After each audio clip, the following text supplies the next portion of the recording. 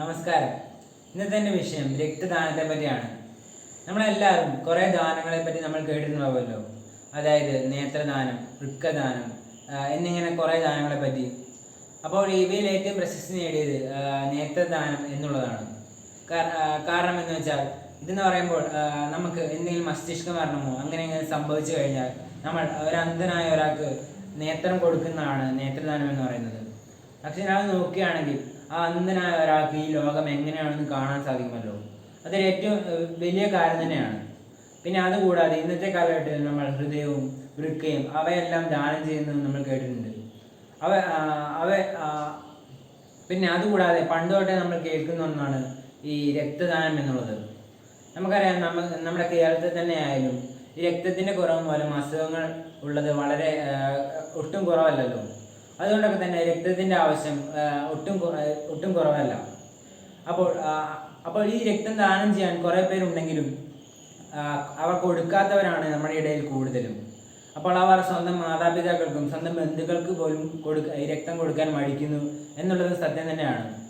അപ്പോൾ അവർ കൂടുതലായും പേടിക്കുന്നത് ഈ രക്തം കൊടുക്കുമ്പോൾ കൂടുതലും വേദന എടുക്കുമോ, അതുകൂടാതെ ഈ ഭാവിയിൽ ഇതിനോട് സംബന്ധിച്ച് പ്രശ്നങ്ങൾ ഉണ്ടാവുമോ എന്നൊക്കെയാണ്.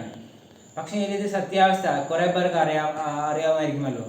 ഈ രക്തം എടുക്കുമ്പോൾ നമ്മുടെ രക്തക്കുഴലുകൾ സാധാരണ നമുക്ക് ഇഞ്ചക്ഷൻ വെക്കുമ്പോൾ നമ്മുടെ പേശികളിലാണ് അതിൻ്റെ സൂചി കടക്കുന്നത്. അത് ചെറിയ വേദന എടുക്കുമെങ്കിലും ഈ രക്തം എടുക്കുന്നത് രക്തക്കുഴലുകളുടെ ഇടയ്ക്ക് നിന്നാണ്.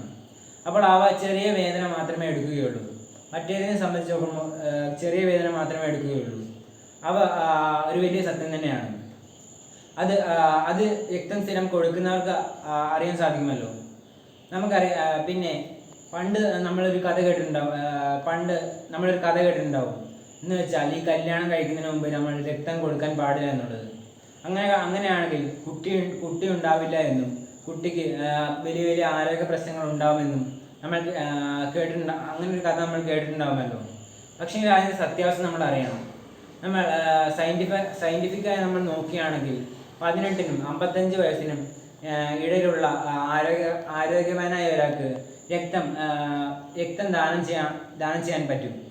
നമുക്കറിയാം, ഈ വലിയ വലിയ പണിയെടുക്കുകയും പിന്നെ ഈ കൃഷിപ്പണി എടുക്കുന്നൊക്കെ ആൾക്കാർക്കും നമുക്ക് ദാനം ചെയ്യാൻ സാധിക്കും. ഒരു മനുഷ്യ ശരീരത്തിൽ ഏകദേശം 6.5 ലിറ്റർ രക്തമാണുള്ളത്. അതിൽ 5 ലിറ്റർ രക്തം മാത്രം മതി ഒരു മനുഷ്യന് ഒരു ദിവസം കടന്നു പോകാൻ. അപ്പോൾ 1.5 ലിറ്റർ രക്തം നമ്മുടെ ശരീരം എക്സ്ട്രാ സൂക്ഷിക്കുന്നതാണ്. അതായിരുന്നെങ്കിലും അത്യാവശ്യ ഘട്ടത്തിൽ കുറച്ച് രക്തം പോവുകയാണെങ്കിലും നമുക്ക് മടുക്കാതെയും നമുക്ക് ക്ഷീണമില്ലാതെയും മുൻപോട്ട് പോകാൻ വേണ്ടിയാണ് നമ്മുടെ ശരീരം അങ്ങനെ ചെയ്യുന്നത്. അപ്പോൾ അതുകൊണ്ടാണ് നമ്മുടെ ശരീരം നമ്മുടെ ബ്ലഡ് ബാങ്കായി അറിയപ്പെടുന്നത്. അപ്പോൾ ആരോഗ്യവാനായ ഒരാൾക്ക് 1.5 ലിറ്റർ രക്തം വരെ മറ്റൊരാൾക്ക് കൊടുക്കാൻ സാധിക്കും. അപ്പോൾ അങ്ങനെ ഇരിക്കാൻ നമുക്ക് 1 ലിറ്ററിൽ താഴെ കൊടുക്കുകയാണെങ്കിൽ ഒരു പ്രശ്നവും ഉണ്ടാവുകയില്ലല്ലോ. പിന്നെ ഈ രക്തം കൊടുക്കുന്ന ആൾക്കാർക്ക് ഒരു ആരോഗ്യ പ്രശ്നം ഇല്ലെങ്കിൽ മാത്രമേ ഈ രക്തം ദാനം ചെയ്യാൻ സാധിക്കുകയുള്ളൂ. അതായത് രക്തം ദാനം ചെയ്യാൻ പോകുമ്പോൾ പല പല ടെസ്റ്റുകൾ നടത്തിയിട്ടാണ് ഈ രക്തം ദാനം ചെയ്യുന്നത്. അതായത് എയ്ഡ്സോ മഞ്ഞപ്പിത്തമോ അതുപോലെയുള്ള വലിയ വലിയ മാരകങ്ങളായ അസുഖങ്ങൾ ഈ രക്തത്തിൽ കൂടെ ഒക്കെ പകരുന്ന അസുഖങ്ങളാണ്. അപ്പോൾ ഇവയൊന്നും ഇല്ലെങ്കിൽ മാത്രമേ നമുക്ക് രക്തം ദാനം ചെയ്യാൻ സാധിക്കുകയുള്ളൂ. അപ്പോൾ എന്ന് പറഞ്ഞുകൊണ്ട് ഞാൻ എൻ്റെ പ്രസംഗം നിർത്തുന്നു. നന്ദി.